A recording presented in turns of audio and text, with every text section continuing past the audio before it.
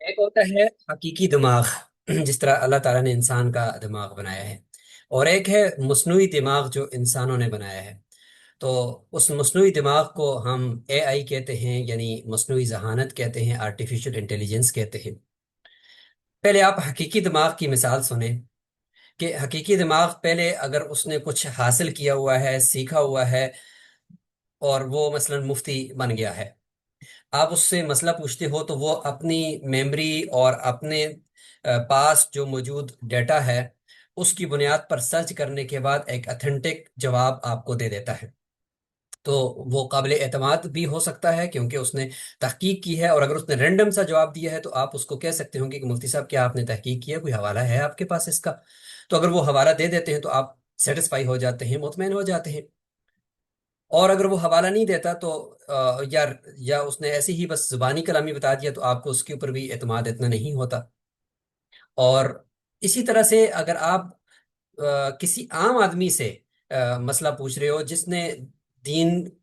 کو صحیح طریقے سے سیکھا نہیں ہے، اس نے باقاعدہ اس نالج کو حاصل نہیں کیا ہوا، اس سے آپ کہتے ہو کہ آپ یہ مسئلہ بتا دو، تو ظاہر ہے کہ اس نے یا تو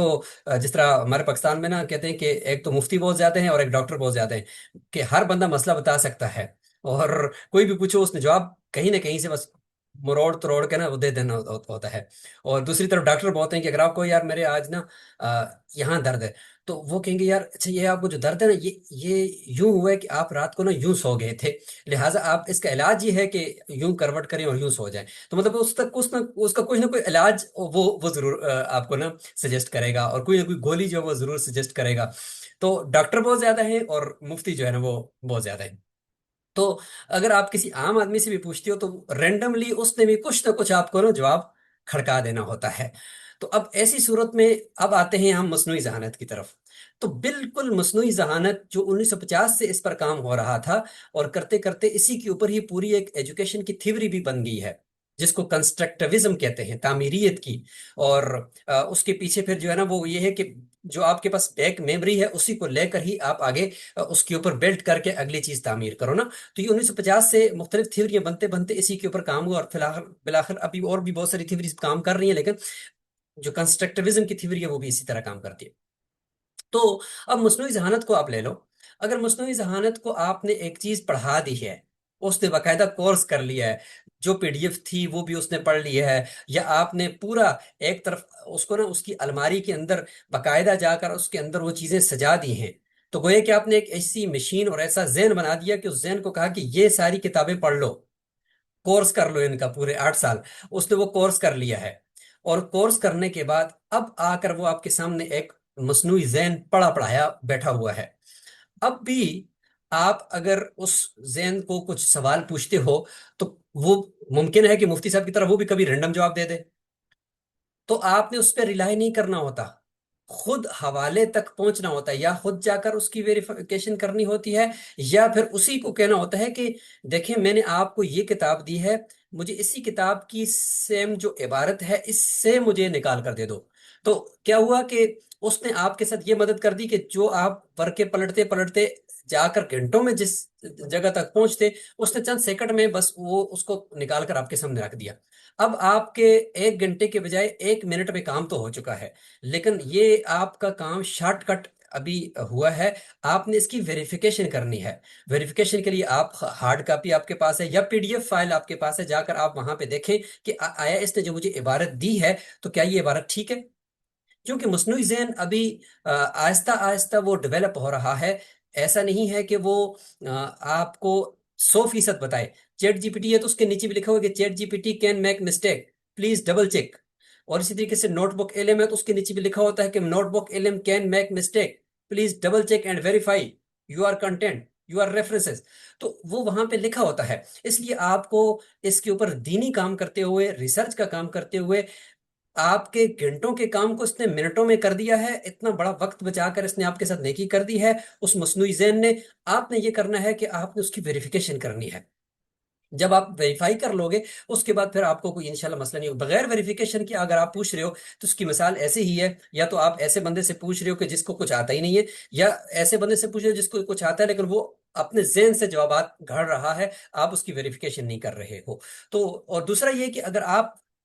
ऐसा टूल आपको आता नहीं है, बस चैट जीपीटी खोलते हो, वो भी एक मसनूई ज़हन है, उसने भी पढ़ा हुआ है, लेकिन वो वो मोटा मोटा पढ़ा हुआ है। जिस तरह मैंने कहा ना कि बहुत सारे लोग मुफ्ती बन गए हैं, तो वो चैट जीपीटी उस तरह का मुफ्ती है। लिहाजा अब उससे अगर आप मसला पूछेंगे, तो वो किस तरह मसले का जवाब देगा, वो अपनी तरफ से एक पूरी स्टोरी बनाएगा, एक पूरा यूसुफ ज़ुलेखा का वो किस्सा घड़ेगा, और घड़ने के बाद आपके सामने एक मलबुआ बना कर रखेगा। उसमें से बहुत सारी बातें गलत होंगी,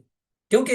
अभी इंटीग्रेशन इसके अंदर हो रही है, अभी तो पूरी तरह से ये दीनी मालूमात को सही तरीके से ये इसने नहीं डेवलप किया हुआ। तो इसलिए आप रैंडम कभी भी एआई से दीनी मसला या फतवा कभी हासिल ना करें। अगर आपने बाकायदा फतावा की किताबें उसको दे दी हैं, जैसे नोटबुक इल्म है, ये एक ऐसा टूल है कि जिसको आप बाकायदा अपना कंटेंट देते हो, और वो सर्च इंजन है,